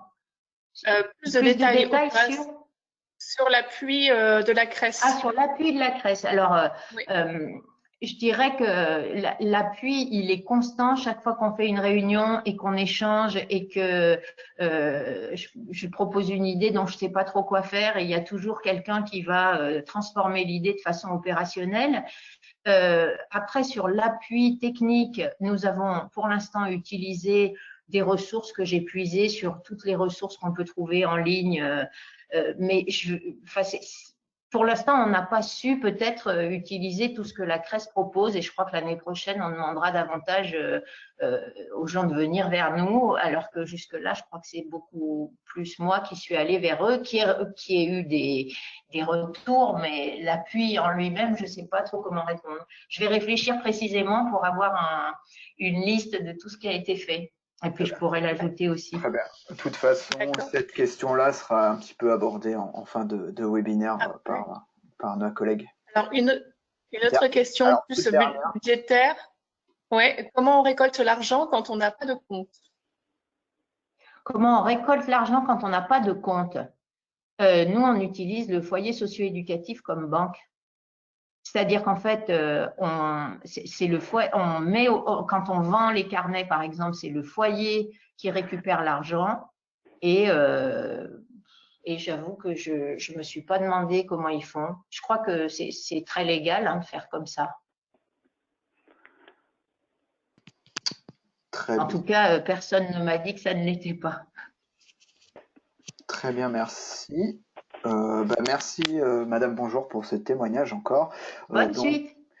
Donc, n'hésitez pas à télécharger le diaporama si vous souhaitez plus d'infos sur ce témoignage, notamment des écrits. Et il y a une vidéo aussi que je vous ai mis via un site Dailymotion qui a été faite sur cette initiative. Donc, on va passer maintenant au troisième témoignage, donc cette fois-ci qui est le témoignage de Madame Copin, donc en région Nouvelle-Aquitaine, qui va témoigner plus particulièrement sur les interventions courtes qui peuvent être faites auprès des élèves, notamment via l'outil Junior Coopérative, mais je crois, Madame Copin, vous nous le direz au cours de votre témoignage que vous faites bien plus que des interventions Junior Coopérative avec vos élèves. Donc si ce n'est pas déjà fait, je vous invite à ouvrir votre webcam et votre micro, et à vous la parole. Ok, bonjour à tous. Alors moi je suis donc Charlotte Copin, professeure éco-gestion option marketing ou mercatique. Donc c'est-à-dire que j'enseigne alors jusqu'à l'année dernière en STMG, là cette année maintenant en BTS. Mais les actions que je vais vous présenter, en fait, je les ai réalisées en STMG. Alors la première question, savoir pourquoi déjà l'ESS. Parce qu'en fait, chez nous en STMG, c'est une notion qui est inscrite dans nos référentiels, et notamment en économie, en management, en marketing. Et puis, le plus souvent, en fait, on met en pratique, enfin, on met dans les cas des entreprises, des grandes entreprises, pour travailler sur les thématiques du management ou sur la mise en place de stratégies. Et l'idée derrière, c'était aussi de dire on peut peut-être travailler sur d'autres types d'entreprises, peut-être plus proches des élèves et plus proches de ce qui les intéresse. On verra, enfin, je vais vous présenter après la suite. C'est aussi une thématique qui est portée aussi par moi, enfin par l'équipe éducative personnellement. Et puis on a eu aussi cette chance au sein du lycée dans lequel j'enseignais jusqu'à l'année dernière, au lycée Gay-Lussac à Limoges. En fait, on a eu la signature d'un accord de coopération au niveau régional pour la Nouvelle-Aquitaine. Et donc, en fait, cet accord, c'est une déclinaison de l'accord cadre de coopération signé en 2013, et donc par le ministre de l'Éducation nationale, le ministre délégué à l'économie sociale et solidaire et l'ESPER. Et en fait, ce partenariat, il permet notamment en fait, de promouvoir l'ESS auprès des publics scolaires. Il permet aussi d'informer les jeunes sur les possibilités d'emploi dans les entreprises de l'ESS, parce que c'est ça aussi une optique. C'est pas simplement mettre en place des actions liées à l'ESS parce que c'est dans nos programmes, mais c'est aussi leur dire qu'il y a possibilité aussi d'aller travailler dans ce type de structure. Ce partenariat permet aussi de consolider la culture économique et sociologique des élèves dans leur formation de citoyens. Il y a la notion bien sûr de citoyen. Et puis, en fait, l'idée, oui, et ça aussi, c'est assurer en fait la promotion, nos promotions à nous en tant que professeurs, de nos initiatives pour faire connaître l'ESS. Et donc, c'est là, je reviens sur, il y avait une question, et c'est via ce partenariat, en fait, que la CRES peut nous soutenir et l'espère. Et en fait, c'est grâce à ça que, et moi, par exemple, c'est grâce à ce partenariat, donc à la signature de cet accord cadre, que, en fait, je suis rentrée en contact avec la CRES et l'espère. Et c'est comme ça, en fait, que on a pu monter des projets. Donc, pour me concernant, en fait, j'ai monté 2 projets. Le projet 1 qu'on avait intitulé l'ESS dans la démarche entrepreneuriale, et un projet 2 qui s'appelait Citoyens de demain. En fait, le premier projet, l'idée était donc de développer en fait l'esprit d'entreprendre autrement. C'est un projet qui a été établi avec donc des élèves de STMG, des élèves de première et de terminale, toutes options confondues. Et donc, l'idée, c'était vraiment de développer l'esprit d'entreprendre à travers une approche pédagogique active et coopérative. Et donc, ce projet, en fait, s'est monté sur 2 ans. D'abord, la première année, on a travaillé plutôt sur la sensibilisation à l'ESS.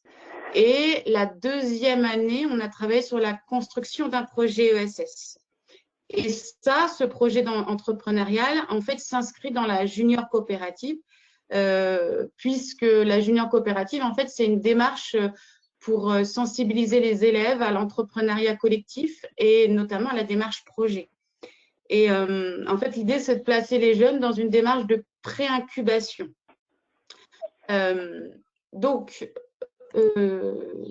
d'abord sur la première année, en fait, on a essentiellement travaillé en termes de timing sur la semaine de l'ESS. Comme on vous a dit à un moment, en fait, il y a le mois de l'ESS et il y a la semaine de l'ESS. Le mois de l'ESS, c'est en novembre, enfin, normalement en novembre, et la semaine de l'ESS, plutôt aux alentours de mars.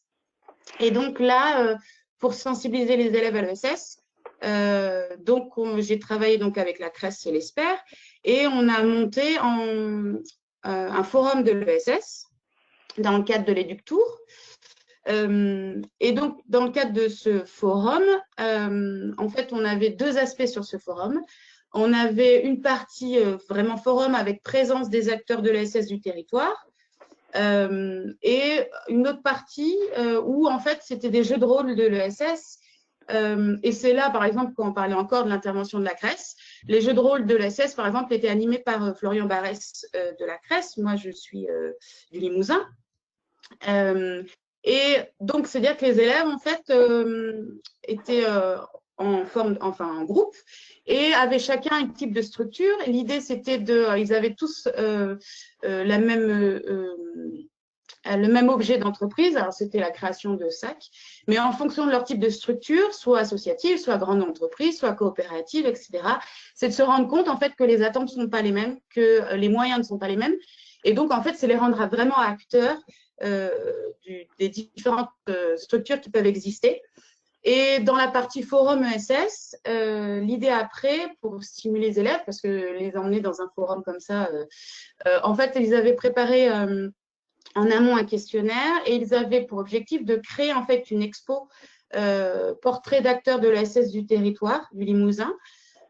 Donc, ils devaient aller à la rencontre des acteurs et ils avaient différentes questions à poser. Donc, on avait des acteurs comme la MGN, Artisans du Monde, enfin différentes associations coopératives. Là, pareil, là où moi qui arrivais, enfin qui ne suis pas du territoire, qui arrive de Paris et qui était là depuis 2 ans, je n'avais pas le réseau nécessaire. Et par exemple, là, la CRES était en appui, puisqu'en fin de compte, c'est eux qui ont emmené leur réseau, en fait. Hein. Donc là, c'était un pilier important. Sur cette même semaine, on a mis en place aussi un ciné-débat avec l'ESPER. Et donc, ils ont réussi à projeter donc, le film et à faire venir aussi le réalisateur. Et donc, les élèves ont pu débattre de la notion. Là, on était plutôt sur les modes de consommation, sur la consommation et la prise en compte de notre façon de consommer actuelle. Alors, je préviens toujours, on est avec des premières et des terminales. Hein, donc, normalement, ils ont enfin, pas tout le temps, mais en tout cas, ils ont un retour. Enfin, voilà, ils ont une connaissance déjà des notions, notamment la notion de consommation. Et ensuite, on a pu monter l'exposition. Les élèves en fait, on avait formé des groupes mixés entre les premières et les terminales. Et puis, donc, ils ont créé en lien aussi avec le CDI. Ils ont pu en fait monter leur exposition dans le lycée pour sensibiliser en fait tous les lycéens à l'ESS. Et en fait, on avait monté ça sur des grilles, tout ça. Enfin, ils avaient fait voilà. Pareil, là, jusqu'ici, en termes de budget, à part le cinéma, c'est-à-dire la place de cinéma qu'on a dû payer parce que c'était dans un vrai cinéma. Après, il y a possibilité, peut-être certains lycées ont un moyen de projeter les films. Là, en fait, on n'a rien payé. Hein. Là, je parle vraiment technique, hein, puisqu'on parlait de budget. Enfin, les questions étaient aussi liées au budget. sur la deuxième année, donc toujours avec ces mêmes élèves, alors bien sûr, les terminales n'étaient plus là, sont passés dans l'étude supérieure. Donc, moi, j'ai continué le projet, en fait, avec ceux qui étaient, avec les terminales, ceux qui étaient en première, qui avaient participé au forum. Ensuite, ils étaient en terminale, donc j'ai continué le projet avec eux. Et donc là, en fait, là, on était vraiment dans la concrétisation, en fait, d'un projet ESS. Alors, pour relancer un peu l'initiation, la sensibilisation à l'ESS, on a mis en place, et là, cette fois, dans le cadre du mois de l'ESS, un ciné-débat, les coriaces sans les voraces. Notamment ça parce que c'est intéressant pour nous, filière STMG. Alors, je ne sais pas si c'est des professeurs d'éco-gestion, mais ça, c'est intéressant parce que si vous vous rappelez, en fait, Scopti, c'est l'histoire de Scopti, et notamment, c'est un sujet qui était tombé, sujet de bac qui était tombé en management. Et donc, en fait, c'est des films documentaires qui sont super intéressants, sur lesquels, après, on peut retravailler, pour ceux qui, peut-être certains connaissent, mais c'est le principe qui retrace en fait la marque 1336, le thé. Donc, même pour vous, pour votre culture personnelle, il est assez intéressant. Ensuite, donc, suite à ça, on a lancé la démarche projet. Et là, en fait, j'ai donc Florian Barès de la CRES, qui concrètement, en fait, est venu 2 séances de 3 heures. Donc ça, c'était sur mes heures de cours. Hein. Donc, il est venu sur deux séances. Et l'idée, en fait, c'est qu'il a animé en fait une gestion de projet ESS. Et l'idée, c'était de faire émerger auprès des élèves une problématique proche de leur environnement et par principe du brainstorming, de trouver des solutions concrètes pour résoudre ces problématiques. Et notamment en proposant des idées innovantes, structurées, voilà, pour structurer en fait le cadre. Et donc la deuxième séance, c'est pareil, il a continué en fait à travailler sur la gestion de projet en lien avec les idées proposées par mes élèves. Tout ça en fait en amont, puisque la finalité du montage de projet ESS était le voyage ESS.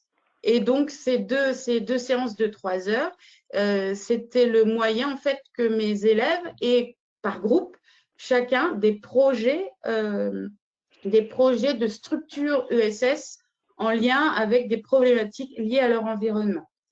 Je dis bien des projets. Hein.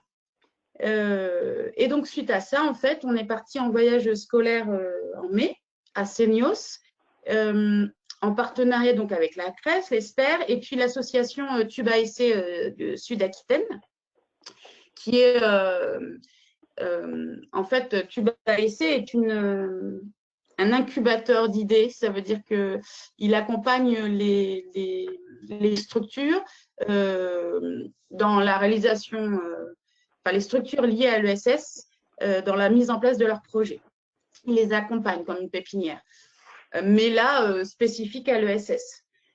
Et donc, en fait, pendant ce voyage qui a duré 1 semaine, tous les après-midi, en fait, on allait au sein de cette structure. Et donc, en fait, des actions, des séances étaient menées, notamment là, en lien avec ce qu'avaient pu créer mes élèves.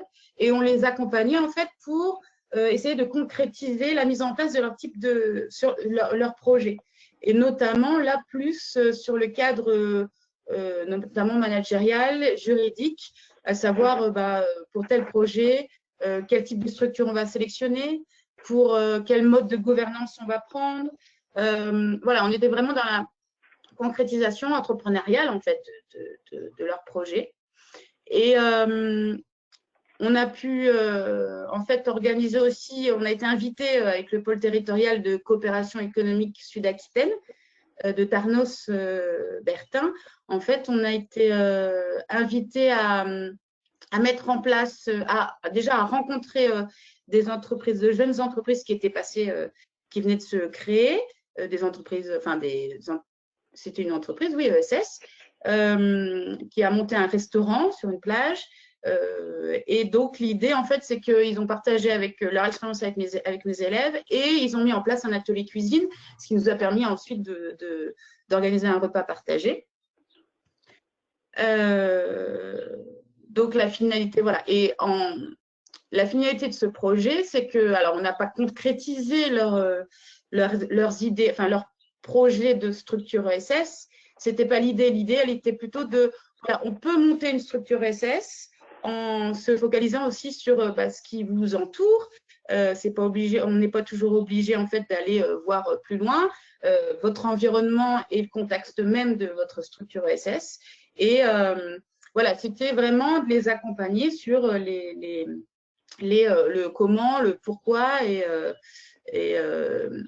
et j'espère avoir réussi. Je ne sais pas si certains ont continué dessus, mais le deuxième projet qui s'appelle Citoyens de demain. Alors là, en fait, j'étais plutôt sur un projet lié à la notion de citoyen.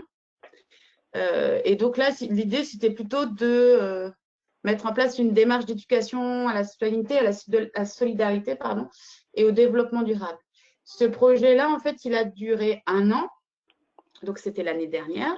Et celui-ci, puisque l'année dernière, en fait, je travaillais que avec mes terminales sur le projet entrepreneurial, j'ai décidé quand même de travailler avec les premières STMG sur celui-ci, sur ce projet-là de Citoyens de demain. Simplement, je pouvais pas, c'était un projet assez important et je ne pouvais pas tous les prendre. Donc, en fait, ce projet, c'était sur la base du volontariat. J'avais en fait demandé en amont à mon proviseur la possibilité en fait d'avoir 2 heures. Alors, nous, au lycée, on a ce qu'on appelle l'AP, l'accompagnement personnalisé, et en fait d'avoir 2 heures dédiées en fait à ce projet-là, ce qui a été validé. Ça veut dire que donc l'année dernière en fait j'avais 2 heures d'AP que dédiées au projet Citoyens de demain. Et donc là en fait j'ai présenté le projet aux élèves. Ça sous-entendait aussi que en fait ces élèves qui allaient s'inscrire dans ce projet allaient avoir 2 heures de cours de plus que les autres. Hein. Donc c'est voilà. Mais j'ai quand même eu 15 élèves volontaires. Bon, j'ai eu 14 filles et un garçon, mais c'était bien. Et alors, bien sûr, filière STMG, c'était ouvert qu'au STMG. Hein. Et donc là, l'idée, c'était vraiment, eux, ils étaient acteurs de leur projet. Voilà, ils veulent participer à ce projet-là. C'est un projet de citoyen, c'est un projet ESS, mais c'est à vous de monter ce projet et de me dire qu'est-ce que vous voulez faire et qui on sollicite. Donc, ils ont rencontré encore, donc on a eu une réunion et notamment avec Florian Barès de la CRES, qui les a rencontrés, qui leur a fait, alors ils ont des actions spécifiques à la CRES où notamment, eux, ils m'avaient mis en place ce qu'on appelle le Marshmallow Challenge. Et c'est une espèce de jeu d'entreprise team building pour motiver. Et en fait, on est sur… Désolé, peut-être encore 2 minutes. Déjà ? Ouais, on est… 2 minutes. Ok, je me dépêche. S'il vous plaît, pour conclure. Excusez-moi, j'ai le mauvais rôle. Ok. Et donc là, en fait, ils sont intervenus pour leur apprendre à essayer de gérer en fait, le projet qu'ils souhaitaient mener sur l'année et quel type d'acteurs ils pouvaient solliciter. Ils voulaient être sensibilisés, en fait, notamment sur… il y avait le côté solidaire qui leur était important. Et donc, en fait, on nous a mis en lien avec l'association Artisans du Monde. Et eux, en fait, donc, ils sont intervenus pour nous faire un jeu de rôle lié au commerce mondial et notamment les échanges internationaux qui favorisent toujours les pays les plus riches. Donc, il y avait un jeu de rôle là-dessus. J'essaye d'aller vite. Ah oui, on a eu aussi, en fait, un partenariat avec la Maison des droits de l'homme, et notamment dans le cadre de festivals alimentaires. Qui est en novembre, qui est un festival assez intéressant, notamment parce qu'on a la possibilité d'avoir des films qui sont projetés et on peut les avoir gratuitement. Donc ça aussi, c'est intéressant. Là, nous, on avait fait l'Empire de l'or rouge, notamment avec la production de tomates, et le champ des possibles, qui est intéressant pour nous parce que comme on est du Limousin, enfin, c'était la… Enfin, voilà. Si vous avez d'autres questions sur les films, enfin, il y a pas mal de… J'ai des films aussi, moi, sur mon disque. On a mis en place aussi… ah oui, souhaiter mettre en place, toujours en côté solidaire, un marché de Noël solidaire. Donc, en fait, en lien avec Artisans du Monde, avec qui, en fait, on a pu avoir les stocks. En fait, mes élèves ont en fait organisé un marché de Noël au sein du lycée. Donc, on a nommé marché solidaire, le marché de Noël solidaire et durable. Et enfin, qu'est-ce que je peux vous dire pour les… ah oui, ça aussi, c'était intéressant, c'est parce qu'en fait, à Gay-Lussac, on a ce qu'on appelle une semaine des arts. Et en fait, c'est une scène de production musicale de danse des élèves. Et en fait, les élèves, mes élèves du projet, souhaitaient participer, se produire sur scène, mais elles ne savaient pas comment. Donc, la question de savoir, c'est dans le cadre de l'ESS, qu'est-ce qu'on peut produire sur scène? Et du coup, ils sont partis sur la mise en place d'un défilé solidaire. Et là, pareil, avec la Crest, avec Florian, qui m'a donné en fait les contacts et qui était juste à côté du lycée encore, en fait, d'une friperie solidaire, Lisa. Et donc, on a pu échanger, donc utiliser leurs vêtements et en fait se produire. Enfin, il y avait aussi la notion de faire la promotion de la friperie solidaire. Voilà, je me suis du coup été rapide sur la deuxième partie. J'espère, Très bien. je ne sais plus. Voilà, Très bien, je ne sais merci. plus. Merci. Alors, on va peut-être prendre quelques questions s'il y en a. Alors, une question, les projets avec les STMG sont-ils évalués à l'examen pour les terminales ou les premières? Ah, non. Enfin, c'est-à-dire que je peux m'appuyer dessus pour créer des évaluations, mais en fait, je n'évalue pas en tant que telle l'action qu'ils vont, par exemple, là, lorsqu'ils sont en classe avec Florian, par exemple, de la Crest, leur interaction, enfin, tout ce qu'ils font ou même ce qu'ils vont produire à l'écrit, je ne l'évalue pas. Parce que on est plutôt, je ne suis pas dans l'évaluation même formative, enfin, je ne suis pas dans ça. Par contre, je peux l'utiliser comme Scopti, par exemple, je peux les utiliser en soutien de mes évaluations à moi. Voilà, j'espère avoir répondu. Très bien. Une autre question peut-être ou... Alors, une personne souhaitait avoir des précisions sur la coopérative junior ou la junior coopérative. Est-ce que c'est une structure officielle comme la junior entreprise? Est-ce que c'est fictif ou est-ce que c'est réel? Non, en fait, c'est réel. Alors, il n'est pas avec nous, mais c'est Florian Barès, en fait, de la Cresse, qui en fait, c'est la Cresse, en fait, qui est à l'initiative de ça. Donc, c'est eux qui portent ce projet-là. Et donc, en fait, quand vous les sollicitez, en fait, eux, ils peuvent vous dire, en fait, je peux te proposer ça ou ça. Et lui m'a dit, il y a la junior coopérative qui peut être intéressante pour ton projet. Parce que moi, je suis arrivée déjà une idée dans ma tête. Mais c'est du concret. Enfin, derrière, il y a des actions concrètes. Enfin, tout est concret. Très bien. Juste peut-être pour préciser sur la junior coopérative, mes collègues le feront, je pense, juste après. Anne Oui, peut-être, oui, parce que… pourra en dire quelques mots. Et sinon, dans les documents à télécharger, vous avez un tutoriel pour réaliser cette junior coopérative qui correspond en fait plutôt à une animation pour sensibiliser à l'ESS et à la méthodologie de projet. Voilà, donc le tuto est disponible en téléchargement, donc vous pouvez le télécharger depuis ce webinaire, mais on va revenir dessus, je pense, après. Très bien. Est-ce qu'il y a éventuellement peut-être une ultime question? Sinon, nous passons à la dernière phase. L'ESS n'était pas prévu comme une option pour les terminales dans les référentiels après la loi du 31 juillet 2014. Alors, si l'ESS n'était pas comme une… Depuis quand? Depuis la loi Depuis la loi de juillet 2014. Non, en tout cas, moi j'en parle en économie, on l'a dans notre… Enfin, là je parle jusqu'à cette année, hein, puisque les référentiels vont changer. En tout cas, il était toujours dans notre programme en économie. En management, on parle en fait des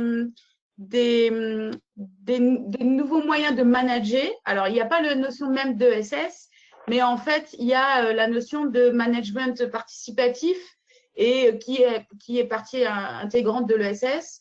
En marketing, on parle de marketing durable, on parle de nouvelles tendances aussi. Enfin, le terme exact de ESS est inscrit par contre dans le programme d'économie. Après, il est sous-entendu dans chacun de nos programmes. Très bien. Et je pense que les intervenants de la dernière partie pourront revenir aussi sur ces points, à mon avis. D'accord. Très bien. Merci beaucoup, Madame Copin, pour ce témoignage très riche. Merci. Alors, pour poursuivre, on a toujours un lien vers un article écrit de ces différentes initiatives qui sont menées au lycée Gay-Lussac de Limoges. Donc, n'hésitez pas à le contacter en téléchargeant le diaporama. Et maintenant, je vais passer la parole à Anne de la CRES Pays de la Loire, ma collègue de Pays de la Loire, et à Agathe à nouveau, et à Monsieur Perron, voilà, pour voir un petit peu, répondre à cette question qui a pas mal été posée finalement, de comment les CRES et les SPER peuvent être ressources et vous aider, vous accompagner sur vos projets liés à l'ESS. Donc, je vous laisse prendre la parole et partager vos webcams éventuellement, sauf pour Agathe qui ne pourra pas. Voilà. Donc bonjour à toutes et tous. L'idée, c'est qu'on puisse effectivement, notamment dans un premier temps avec Agathe de l'ESPER et moi qui représente le réseau des CRES, rebalayer, mais vraiment rapidement, parce qu'on avait convenu qu'on s'arrêtait vers la demi, donc on a une dizaine de minutes pour balayer les différents types d'interventions. Je ne rentrerai pas dans les détails de certains outils spécifiques comme la Junior COP. Je vous inviterai à les découvrir, on vous donnera tous les liens. Juste pour rappeler ce que tu disais, Jean-Baptiste, au départ, il y a quand même vous pouvez télécharger dans les outils les listes des intervenants dans chaque région, à la fois de l'ESPER et des CRES. Donc, n'hésitez pas à les télécharger. On les mettra de toute façon sur nos liens, sur nos sites respectifs. Donc, rapidement, pour rebalayer les différents types d'interventions, on a vu dans les témoignages les 3 témoignages qui ont précédé qu'on a différents formats en fonction de l'implication que vous souhaitez y mettre et que vous pouvez y mettre, bien sûr. Donc, on a des formats d'intervention qui sont plutôt courtes. Ça peut aller de 1 heure, 2 heures, 4 heures, enfin, voilà, un temps qui peut se situer à la fois dans le mois de l'économie sociale et solidaire de novembre, mais aussi dans la semaine de l'économie sociale et solidaire à l'école, qui est plutôt en mars. Agathe vous dira que cette année, compte tenu de la situation, ce sera décalé. Bref, donc les possibilités que vous avez là, c'est de solliciter à la fois les CRES et les SPER pour différents types d'interventions courtes. Ça peut être à la fois ça peut être d'abord une présentation de l'économie sociale et solidaire à travers des outils ludiques, des vidéos. Donc la Junior COP en fait partie, il y en a d'autres, il y a des jeux autour des logos, il y a des jeux autour de la coopération. C'est des outils qui peuvent s'adapter. Il y a des outils pour tous les niveaux scolaires. Alors, primaire un peu, mais surtout collège et lycée ou le supérieur. Donc, ça, c'est vraiment les contacts que vous aurez à l'ESPER ou à la CRES. Vous verrez ensemble quels sont vos besoins en termes de temps, en termes de contenu, etc. Donc ça, c'est pour les outils. Et vous avez également la possibilité de vous adresser notamment au réseau des CRES pour demander les interventions d'acteurs de l'ESS dans vos classes ou d'aller faire des visites d'entreprise. N'hésitez pas à vous appuyer sur ces interlocuteurs-là, puisque nous avons, nous, dans nos CRES, évidemment, un réseau d'adhérents fourni et une bonne connaissance des acteurs du territoire. Donc, on peut tout à fait vous mettre en relation avec des acteurs. Et puis, dans certaines régions, il y a aussi des CRES qui ont développé des réseaux d'ambassadeurs. Donc, des personnes, ça a été évoqué par Madame Gatinois, c'est le cas dans d'autres régions, des personnes qui sont formées pour utiliser ces outils pédagogiques et venir à la fois former sur l'ESS, mais aussi témoigner de ce qui se passe dans leur propre structure.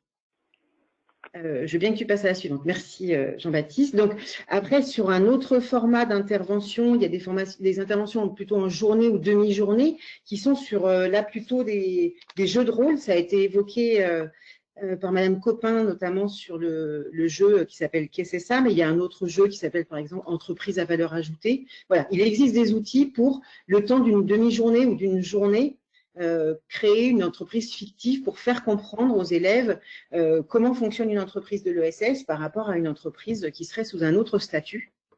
Et puis en journée, je ne vais pas m'étendre là-dessus parce que ça a été ça a été bien évoqué par Madame Gatinois au départ et par Madame Copin aussi également, la possibilité d'organiser des forums sur une journée avec plusieurs acteurs qui peuvent concerner plusieurs classes au sein d'un établissement. Je laisse Agathe faire le focus sur la semaine. Ouais, merci Anne.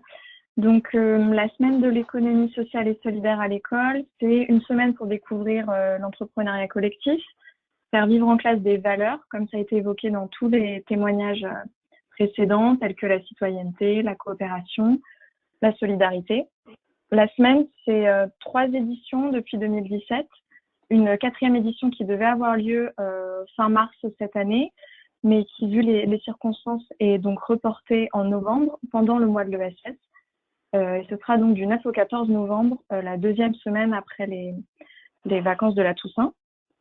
Vous retrouverez toutes les informations sur comment s'inscrire, sur quels outils sont à votre disposition, quel interlocuteur vous pouvez avoir sur le site dédié à l'événement, donc qui est inscrit là sur la diapo.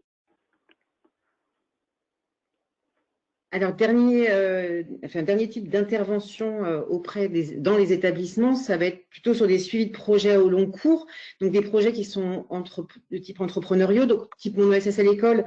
Donc, c'était le témoignage de Madame Bonjour tout à l'heure. Donc là, c'est pareil.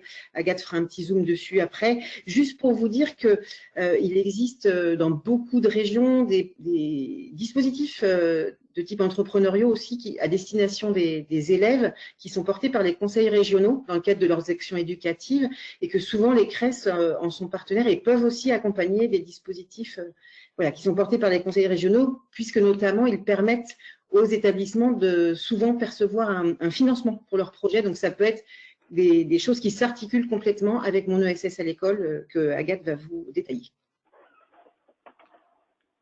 Donc, Mon ESS à l'école, qui signifie Mon entreprise sociale et solidaire à l'école. Donc, c'est l'idée de monter un projet citoyen d'utilité sociale en classe avec ses élèves, où les élèves sont bien acteurs du projet, d'un projet qui se veut collectif et qui a pour but de transmettre et de partager des valeurs de solidarité et de coopération. Comment est-ce qu'il est possible de monter ce type de projet ? Via l'ESPER et via notamment le réseau des CRES, par l'accompagnement et la mise en relation avec des professionnels de l'ESS qui peuvent aussi vous épauler dans le montage du projet, et aussi un livret pédagogique qui est mis à disposition sur le site également dédié. Mon ESS à l'école, c'était cette année plus de 100 projets et plus de 3000 élèves impliqués, donc sur tous les territoires. Voilà, donc un projet qui prend de l'ampleur et qui a pour but avant tout de transmettre des valeurs. Ensuite, je continue un petit peu sur l'outillage. Donc là, on vous a présenté les différents types d'interventions ou comment est-ce que vous pouvez être mis en relation, rencontrer des professionnels, mais vous pouvez aussi vous outiller via le site ressourceses.fr.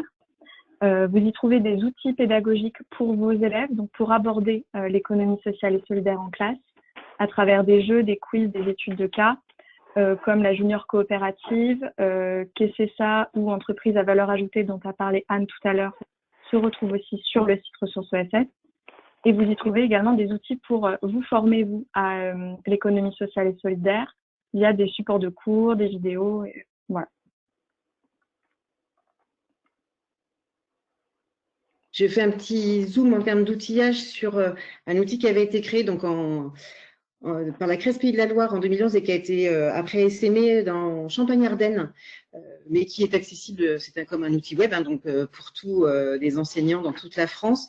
Donc c'est un outil qui s'appelle Made in ESS, qui est aussi un outil de ressources pédagogiques et sur lequel vous pouvez télécharger notamment un court-métrage qui s'appelle Le Café Citoyen, qui permet de faire une bonne introduction à l'ESS pour vos élèves.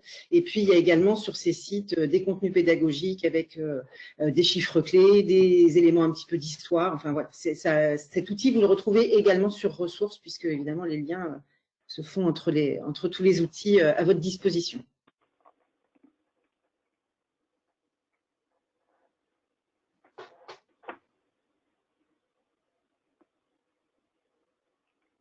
Agathe ? Oui, Agathe, peut-être quelques mots. Sur la formation. Sur la formation Sur la formation, bon, donc Jean-Claude Perron, moi je suis correspondant régional de l'ESPER en Rhône-Alpes. Au niveau de la formation, j'interviens directement et la plupart du temps avec Mathieu Robert, qui est le coordinateur local Mon ESS à l'école, donc coordinateur local Mon ESS à l'école.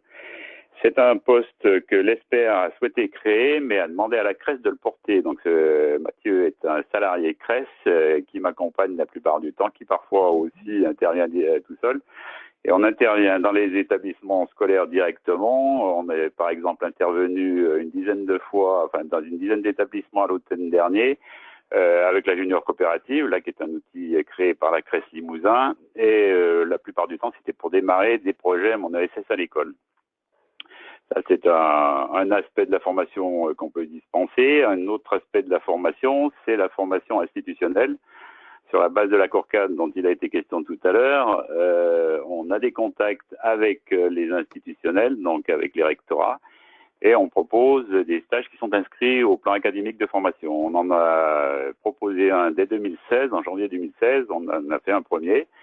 Il y en a un autre aussi, là je vais rectifier ce que disait Véronique tout à l'heure, ça n'était pas un stage l'ESPER, c'était un stage Maïf en fait, mais bon l'ESPER n'était pas loin puisqu'ils y participaient, et c'est à la suite de ça que le génial projet, enfin les géniaux projets qu'a monté Véronique ont démarré, les projets de mini-entreprises en ESS, mini-association et mini-coopérative qu'elle a pu créer, ou mini-mutuelle qu'elle a pu créer.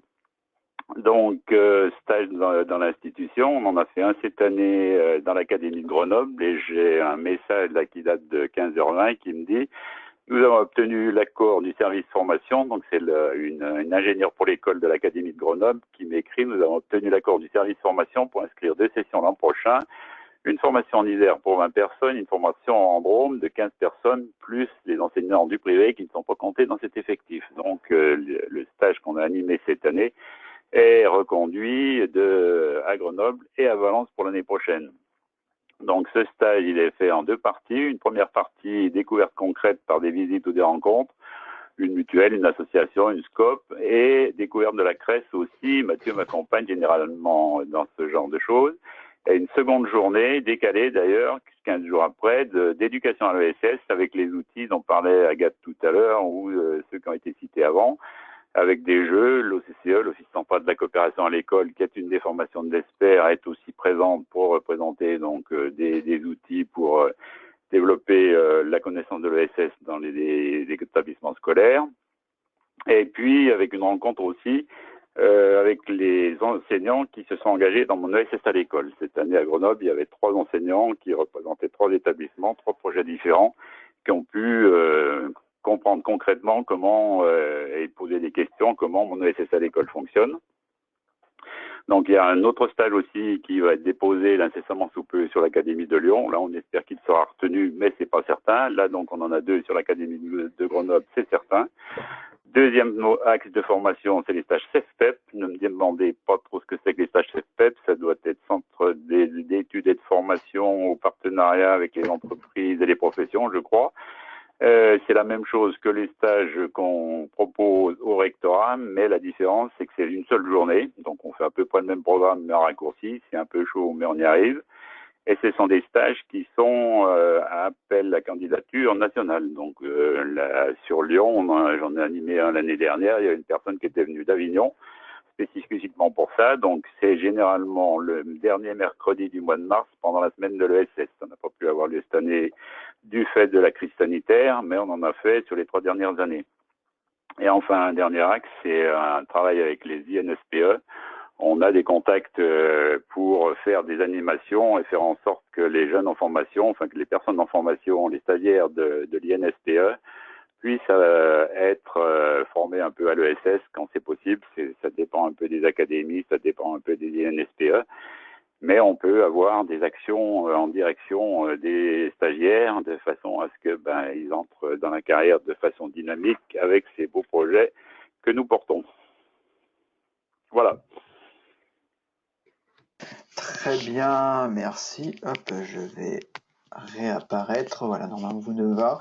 Donc tout simplement pour conclure ce webinaire et vous remercier de votre attention et d'avoir participé si nombreux à ce webinaire au nom du réseau des CRES et de l'ESPER. Je vous remercie. Donc j'espère que vous avez pu télécharger les documents qui ont été mis en ligne. Sinon, ils seront accessibles prochainement sur le site de l'ESPER et de certaines CRES.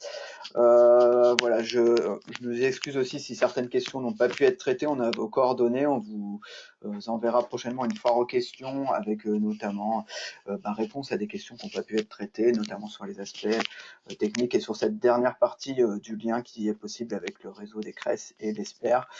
Voilà, je vous remercie donc encore une fois tous et toutes pour votre attention. Je remercie aussi bien sûr les intervenantes pour leur super expérience qu'elles ont pu partager. J'espère que ça a été inspirant, pas trop frustrant pour vous parce que le temps était quand même assez court et réduit. Et voilà, je vous souhaite à tous une bonne continuation. Au revoir. Merci, au revoir.